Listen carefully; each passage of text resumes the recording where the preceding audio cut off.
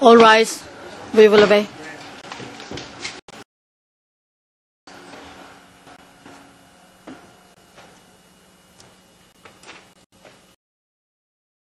Please be seated. Whoever's swap.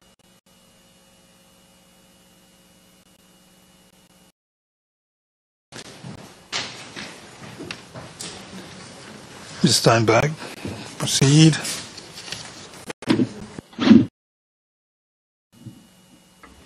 Thank you, Your Honours.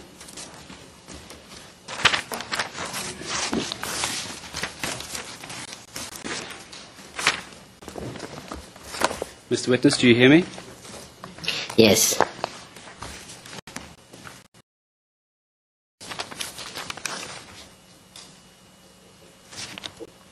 Mr. Witness,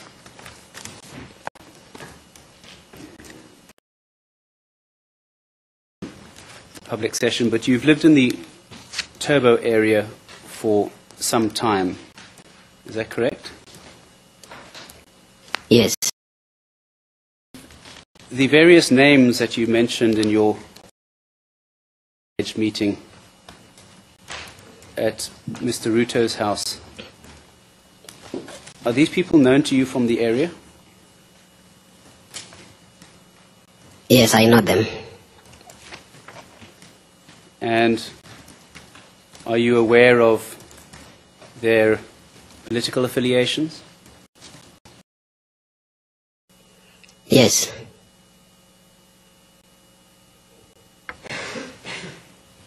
Why was there any need for the lady whose name you mentioned in private session to give you,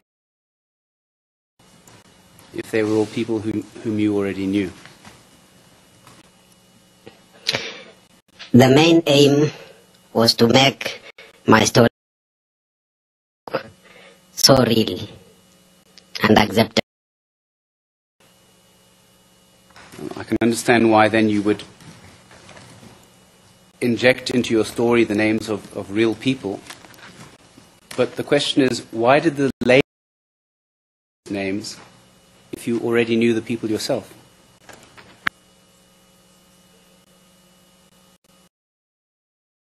When we were discussing with her. So she could ask, do you know so and so? I tell him, yes, I know so.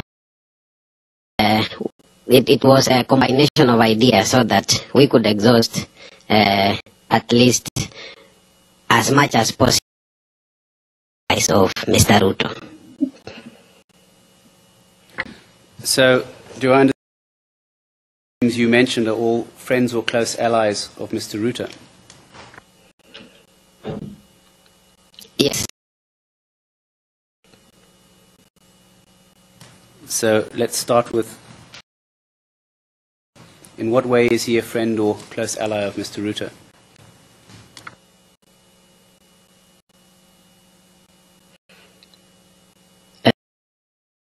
For private session. Private session.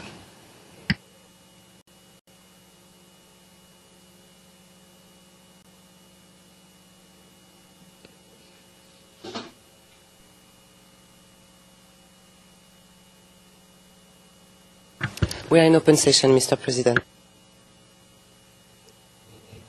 Thank you. So, getting back then to Mr. Solomon Tirop or Solo, what was his relationship with Mr. Ruto?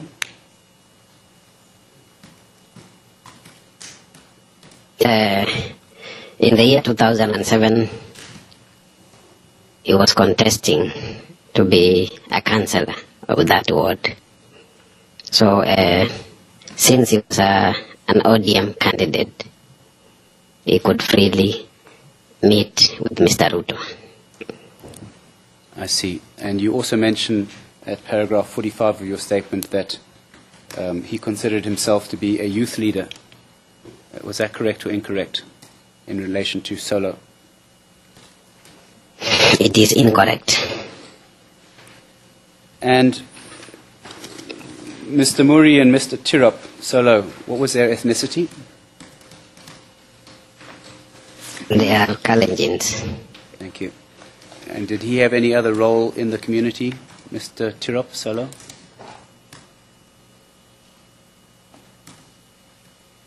I don't remember if we had. Okay, moving on then, you also mentioned a gentleman by the name of Mr. Farouk Kibet, K-I-B-E-T. Farouk is F-A-R-O-U-K. Was he a friend or close ally of Mr. Ruto's? Yes, by that time, he was a nominated councillor. So he was among the leaders from the region. For which party? For the KANU.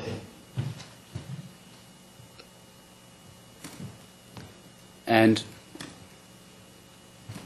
what was the political relation, if any, between KANU and the ODM? These leaders, remember that time was prior to the general election of 2007. So these leaders were elected back in the year 2002, and the party that they used was KANU. I see. But in 2007, what party was Mr. Farouk Kibet supporting? I don't know.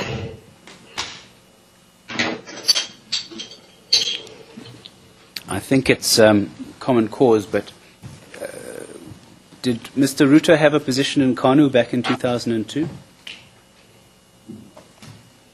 Yes. And did Mr. Kibet have any position in the community, the Kalenjin community?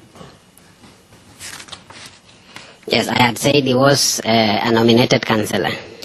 No, I'm talking more about a cultural position rather than a political office. I don't know. And finally, the people I'm interested in at this meeting, you refer to a certain Tai, T-A-I. You don't give a first name. Who is this person, Mr. Tai, you refer to? I was given the name by the lady. That that man comes from near Mr. Ruto's home. And what are you saying? Do you know this man, or did you know this man before No, I didn't know. the lady? I've just been hearing of him. I had never met him. I see.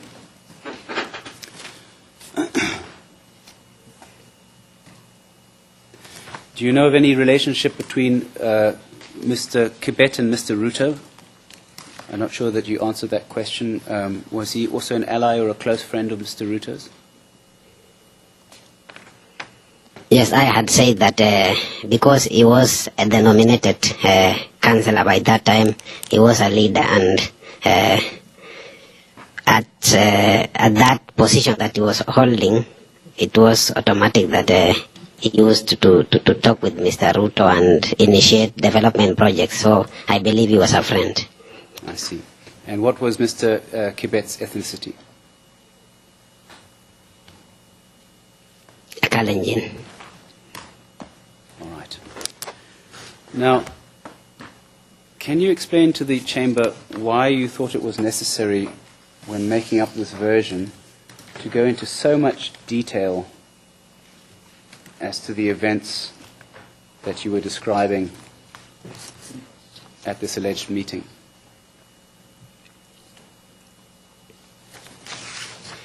Yes, thank you. So I had said before that I wanted my story to look as real as possible. So when we met with the lady, we sat down, then we added those names, and I had to frame it so that even if somebody could see or could read it, he will see it as if it is something that took place.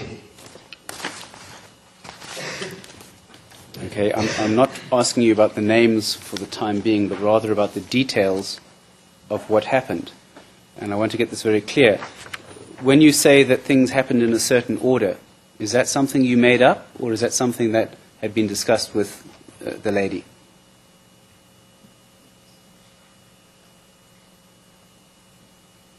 I didn't get your last two words. Was that something you made up, or was that something that you had discussed with the lady we've been talking about? We discussed with her, then I had to come and put it in my own words. See. So in fact, are you saying then that it wasn't just the names that the lady gave you, but you discussed the whole sequence of events with her? Is that what you're saying? Yes, the nature. I see. And this was, I think you told us, in April 2013 that you had this discussion. Is that right? Yes. And I presume if there were other occasions where you discussed it, you would have told us about that.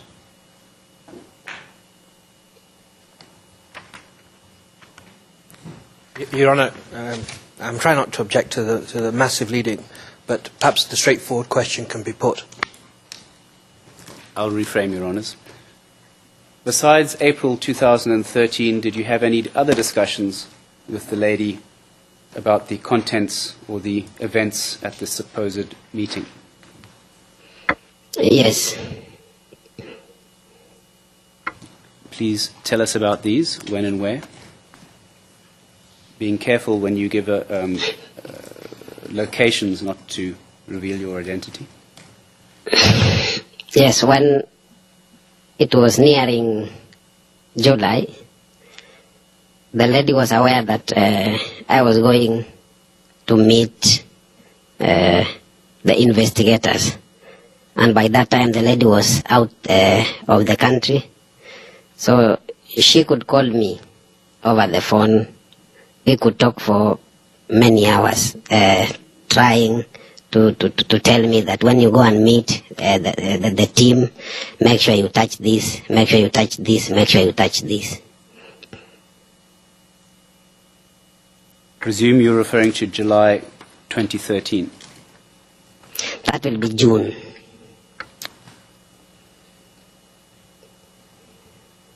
Of what year?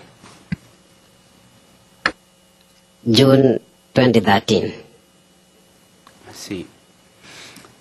So it seems then, from what you're telling me, that you had many long and detailed discussions with the lady about the contents of your statement.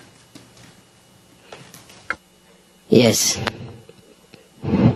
Which again brings us back to the question, Mr. Witness, of why none of this is mentioned in the affidavit that you gave, attested to before Mr. Mutai.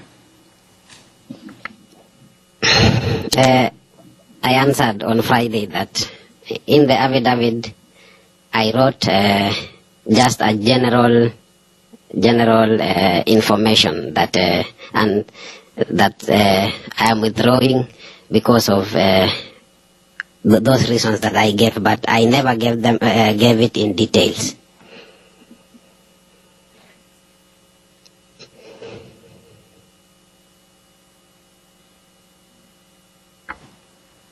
But you told the chamber, Mr. Witness, that one of the reasons why you gave this affidavit was to explain why it is that you gave an initial false statement. Remember that? Yes. And when I asked you why you gave the false statement on 2 occasions, the first thing you mentioned was that the lady we've been discussing had put you up to it. Isn't that right? Yes. And in fact, you said that this was the primary reason why you gave a false statement. Right?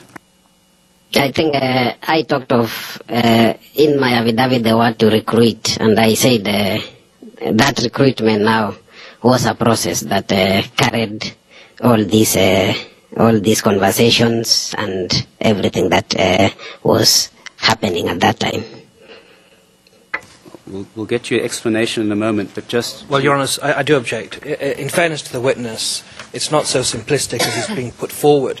The witness talked about the recruitment, he said about personal hatred of Mr. Ruto, and he also talked about promises of a luxurious lifestyle. So just to take one and say that is the reason for the narrative is not reflective of the testimony that Your Honours have heard. Your Honours, the witness stated on the record that this was the primary reason, and if Your Honours give me a moment, I'll find the reference. Do you need to deal with that now, or do you need to deal with that in submissions?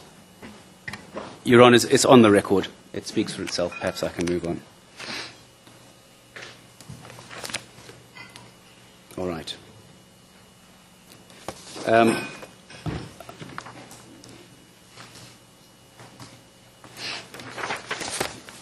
You mentioned in your narrative about the supposed meetings, discussions in the presence of Mr. Ruto regarding obtaining items which you described by the Swahili name Bidhaa, B-I-D-H-A-A. You remember telling the investigators that? Yes. And for the record, what does Bidhaa mean in English?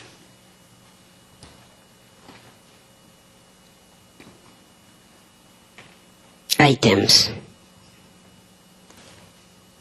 In your statement, you described the word Bidhaa as meaning tools. Is that correct or incorrect?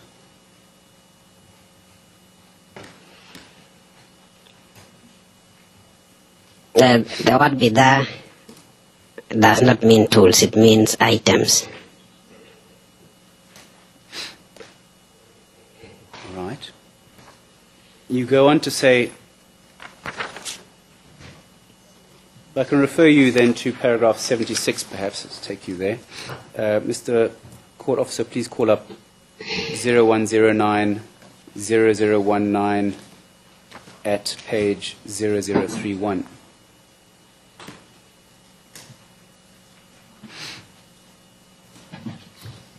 And I'm interested in paragraph 76.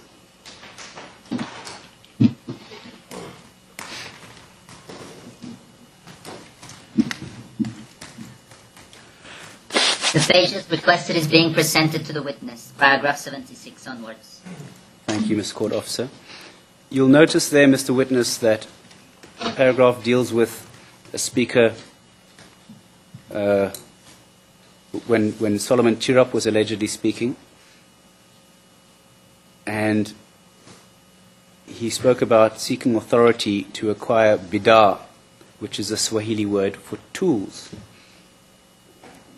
Why would you give that explanation in your statement if it weren't correct, Mr. Witness? Sorry? Why would you give that explanation of the fact that bidhaa meant tools if it is not correct?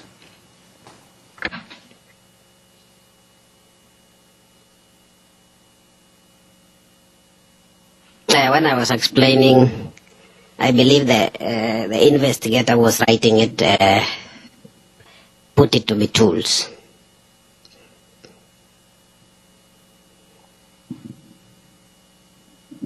So are you saying that's a mistake that the investigator made? Yes. If your purpose were to fix Mr. Ruto, is there any reason why you didn't just tell the investigators that the discussions were about weapons or firearms?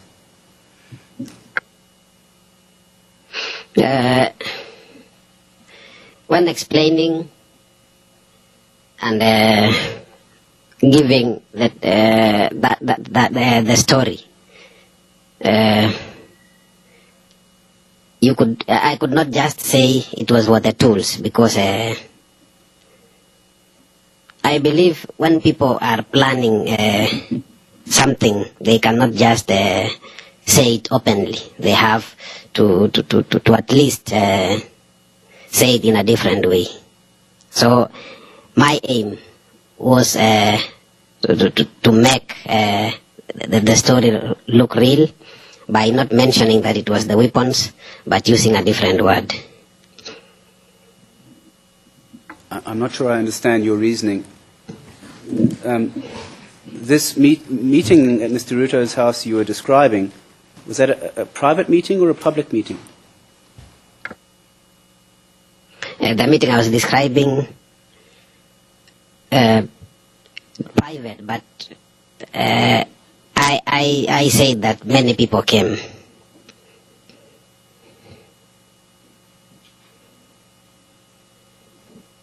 Very well, perhaps that's another matter I can leave for argument.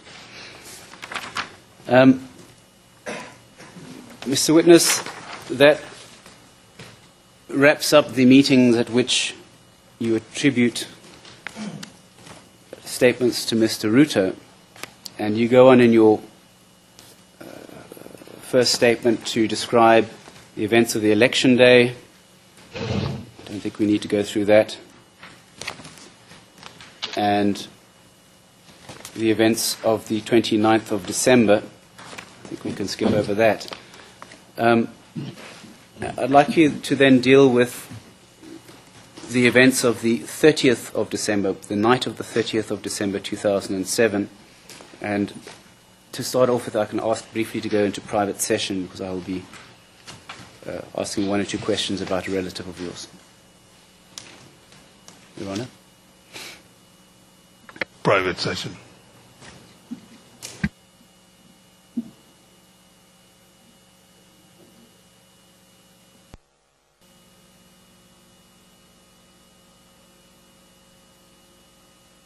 We're in open session, Your Honors. You were describing, Mr. Witness, some ululation that you heard and seeing people running towards Turbo Police Station. What happened there? Yes, while I was still there, then all of a sudden I had ululation. And then after ululation, there was a shooting of guns, which I came to be told later on that the Kikuyu were assembled in a different place. The Kalenjins were assembled in a different place. So the police suspected that these people may fight at any time. So they decided to disrupt those meetings by shooting the guns so that these people can disperse. I see. Paragraph 100, you mention, I think you've discussed this already, that a group of youths descended on Riverside Police Station. Is that true? Yes, it is true. You talk about 150 youths who had removed their shirts and were carrying branches. Is that right? It is approximately there, but because I didn't count, I can't say they were 150. But they'd removed their shirts? Yes. You then say, in our culture, taking a shirt off is a preparation for war. Is that right? It is not right. What is the correct situation? What is the Personally, I have not seen people in my community.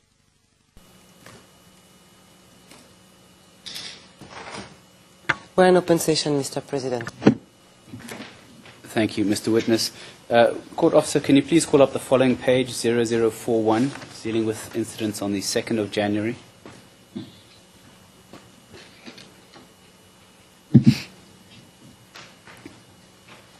The page is being presented. Paragraph 131 onwards. Thank you.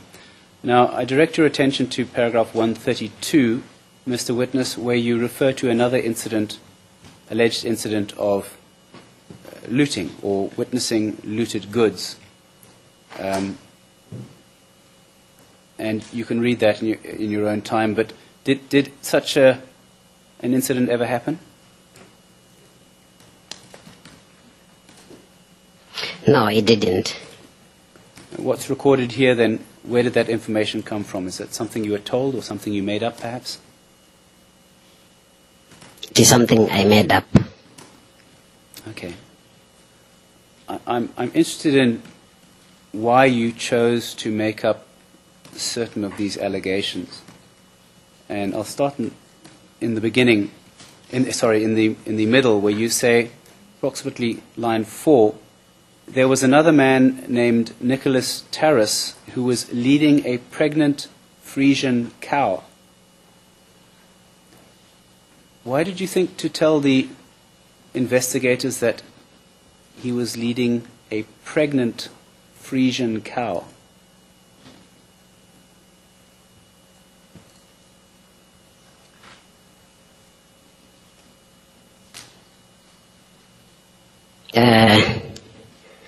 This was to justify that with the looting, it was everything was to be taken away, and most of the Kikuyus who are living around the Turbo area kept Frisian cows. Yes. What I'm interested in is why the additional piece of information that this was a pregnant cow. What made you put that in? That was just my makeup. Uh-huh. And at the next line you then say, there was also a man called Paul Kipkirui, Kipkirui, who, to my amusement, was carrying a big dog. It seems to be a strange thing to make up. Can you explain why you thought you should put that in?